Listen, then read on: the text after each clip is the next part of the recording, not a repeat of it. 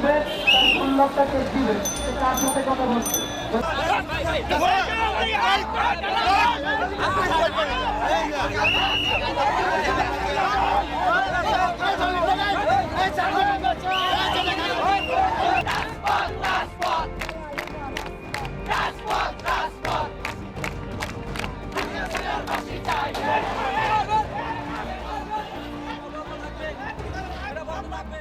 এই ধরনের ব্যক্তিগতভাবে শ্রদ্ধা জানানো বা না জানানো, এখানে যেহেতু একটা অবস্থান চলছে, এখানে যেহেতু সবাই এখানে আছে, সুতরাং আপনারা এখান থেকে দেখতে পাচ্ছেন যে শ্রদ্ধা জানানোর মতো পরিবেশে এখানে নাই।